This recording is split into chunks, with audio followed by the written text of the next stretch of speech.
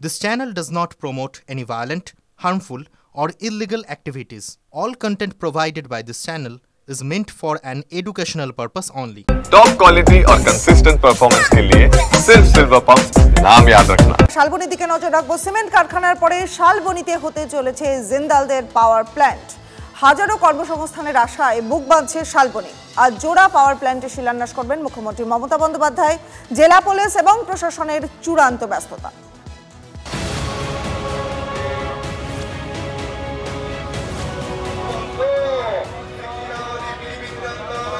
ঠিক 2 মাস আগে বিশ্ববঙ্গ বাণিজ্য সম্মেলনের মঞ্চ থেকে শালবনিতে 800 মেগাওয়াটের জোড়া পাওয়ার প্ল্যান্ট গড়ার কথা ঘোষণা করেছিলেন জিন্দাল গোষ্ঠীর কর্ণধার সজ্জন জিন্দাল। সোমবার দুপুরে সেই পাওয়ার প্ল্যান্টের শিলান্যাস করতে যাবেন মুখ্যমন্ত্রী মমতা বন্দ্যোপাধ্যায়। থাকতে পারেন সৌরভ গঙ্গোপাধ্যায়ও।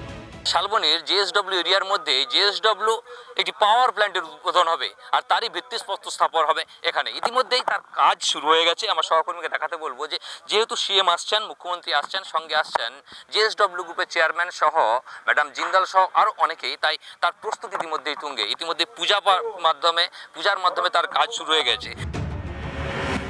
16,000 কোটি টাকা বিনিয়োগে 1600 মেগাওয়াটের 2টি পাওয়ার প্ল্যান্ট।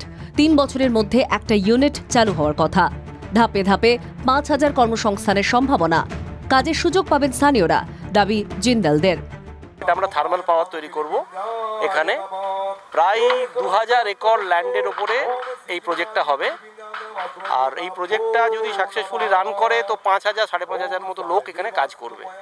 তো আমরা চেষ্টা করব যতটা পারা যায় আমাদের লোকাল লোক এবং যারা আমাদের সাথে আছেন অনেক দিন ধরে তারা এখানে কাজ করতে পারবেন। কাজের সুযোগ তৈরি হওয়ায় খুশি স্থানীয়রা। আশাবাদী তো আমাদের জিন্দালটা হয়েছে, এতে কিছু কর্মসংস্থান হয়েছে, স্থানীয় লোকজন ব্যবসা বাণিজ্য করে খেতে পারছে। তো পাওয়ার প্ল্যান্টটা হলে আরও কিছু এলাকার উন্নতি হবে। আমরা চাইবো যে যাতে এলাকার মানুষ বেশি কাজ পায়।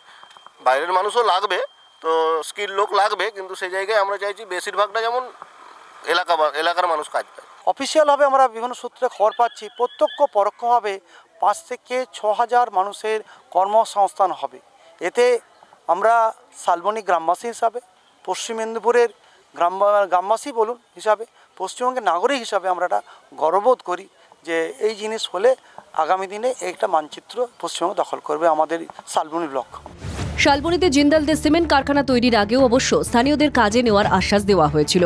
শেষমেশ হাতে গোনা কয়েকজন ছাড়া স্থানীয়দের শিকে ছেড়ে নিয়ে আবার প্রতিশ্রুতি মিলেছে। এবার বাস্তবায়িত হবে তো? আনন্দের মধ্যে থাকছে দুশ্চিন্তাও। শালবনি থেকে ক্যামেরায় সুজয় নায়কের সাথে দেবব্রত সরকার, TV9 বাংলা।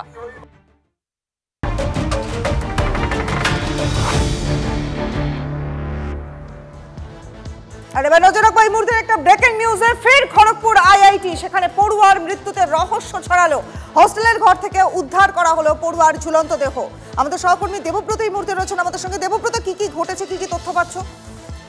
দেখো, যেটা জানা গেছে অনিকেত ওয়ালকার নামে মহারাষ্ট্রের যিনি স্টুডেন্ট খড়গপুর আইআইটিতে পড়তেন, উনি ওশান ইঞ্জিনিয়ারিং অ্যান্ড নোভাল আর্কিটেকচারের স্টুডেন্ট, 14 বছরের ছাত্র ছিলেন। তারই আজকে মৃতদেহ উদ্ধার হয়েছে গতকাল রাত্রিবেলা, যখন ওকে জেসি বোস, আচার্য জগদীশ চন্দ্র বোস রুমে হোস্টেলে থাকতেন উনি।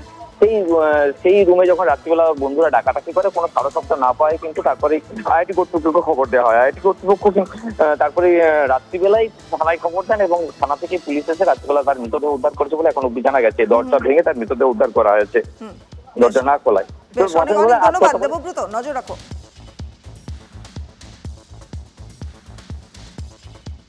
পরের খবরে নজর রাখবো। দুর্ঘটনার হাত থেকে অল্পের জন্য রক্ষা পেলেন রাজ্যের বনমন্ত্রী বীরবাহা হাঁসদা। মন্ত্রীর গাড়ির বাঁদিকে হঠাৎ ধাক্কা মারে একটি টোটো থেকে পড়ে আহত এক শিশু সহ 2 জন। আহতদের উদ্ধার করে মন্ত্রী নিজেই তার গাড়িতে করে মেদিনীপুর মেডিকেল কলেজে নিয়ে যান। প্রাথমিক চিকিৎসার পর ছেড়ে দেওয়া হয় তাদের। গাড়িতে ছিলেন বীরবাহা হাঁসদার মা সহ আরও একজন। মেদিনীপুরের ধর্মা এলাকাতে একটি অনুষ্ঠানে যোগ দিয়ে ঝাড়গ্রামে বাড়িতে ফিরছিলেন রাজ্যের বনমন্ত্রী। আমি মেদিনীপুর এসেছিলাম, একটা বাড়ি ফিরছিলাম। ঈদগাহ মোড়ের ওইখানে হঠাৎ এপাশ থেকে একটা টোটো আসছিল, টোটোটা আমার গাড়ির ওপর উল্টে যায়। তারপরেই যখন আমি গাড়িতে পেরিয়ে গেছে দেখলাম টোটো সমেত পড়েছে। তারপরে আর একজন হাত পা ছোলাছুলি হয়েছে। সব থেকে ভয়ের যে কারণ হচ্ছিল আমাদের বাচ্চাটার কিছু হয়নি। আর এবার দীঘার দিকে একটু নজর রাখতেই হচ্ছে, কারণ দীঘার সৈকতে ভেসে এলো জগন্নাথ দেবের মূর্তি। গতকাল দীঘার মাইতি ঘাটে কাজ করবার সময় নির্মাণ শ্রমিকরা তাদের চোখে পড়ে কাঠের একটি মূর্তি। জগন্নাথ দেবের মূর্তিটি জল থেকে তুলে মাইতি ঘাটে রাখা হয়। ঘটনা জানাজানি হতেই মূর্তি দেখতে সমুদ্র সৈকতে ভিড় জমান বহু পর্যটক। জগন্নাথ দেবের মন্দিরের সামনে যে ঘাটে তৈরি হচ্ছে, যে ঘাটটা, সেখানেই ভেসে আসে এই মূর্তি। রাতে জগন্নাথ দেবের মূর্তি নিজের বাড়িতে নিয়ে যান দীঘারি বাসিন্দা অবনী সামন্ত। মূর্তি দর্শন করতে এবং প্রসাদ নিতে ভিড় জমে যায় অবনী বাবুর বাড়িতে। আগামী 30শে এপ্রিল অর্থাৎ অক্ষয় তৃতীয়ার দিন দীঘায় জগন্নাথ মন্দিরের উদ্বোধন করবেন মুখ্যমন্ত্রী মমতা বন্দ্যোপাধ্যায়। হ্যাঁ, মহাপ্রভু যখন পাওয়া গেছেন সেখানে মন্দির ট্রাস্ট বলে দিল যে আমরা এখন রাখতে পারছি না। অন্যান্য আধিকারিক ছিলেন, ওনারা বললেন না আমরা নিয়ে যেতে পারছি না। এখন আমি নিয়ে এলাম বাড়িতে, জগন্নাথ মহাপ্রভুকে নিয়ে এসে পুজো পাঠ করে সবার সামনে প্রসাদ বিতরণ করলাম। উনি কীভাবে আমাদের মাঝখানে এলেন, আমাদেরকে কিভাবে আমাদের দেখা দিলেন, বা সমাজে কিভাবে আমাদেরকে রক্ষা করবেন, ইনার দায়িত্ব। তবে এটা অবাস্তব হলেও বাস্তব যে জগন্নাথ দেবের মন্দির উদ্বোধনের আগে আবার সেই জগন্নাথ ঘাট সেখানে এসে ঠাকুরের বিগ্রহ এসে পৌঁছাবে। আর এবার নজর রাখবো পূর্ব বর্ধমানের দিকে, কারণ সেখানে বিজেপি নেতার দাদাগিরির খবর। সুদের টাকা আদায়ে জুলুমবাজির অভিযোগ বিজেপি নেতার বিরুদ্ধে। দোকানে চড়াও হয়ে নাবালকের গায়ে ফুটন্ত দুধ ঢেলে দেওয়ার অভিযোগ। পূর্ব বর্ধমানের দেওয়ানদিঘি থানার মালকিতা গ্রামের ঘটনা এটা। গুরুতর জখম অবস্থায় বর্ধমান মেডিকেল কলেজে ভর্তি রয়েছেন ওই নাবালক। সূত্রের খবর বলছে, উমাশঙ্কর সাউকে চড়া সুদে টাকা ধার দেন বিজেপি নেতা অমিত মাকড়। কিন্তু অভিযোগ, টাকা আদায়ে উমাশঙ্করের দোকানে চড়াও হয় ওই বিজেপি নেতা এবং তার সঙ্গী।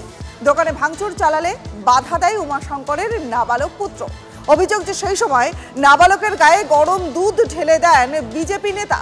অভিযোগের ভিত্তিতে একজনকে গ্রেফতার করেছে পুলিশ। এখনো পলাতক বিজেপি নেতা অমিত মাকড়।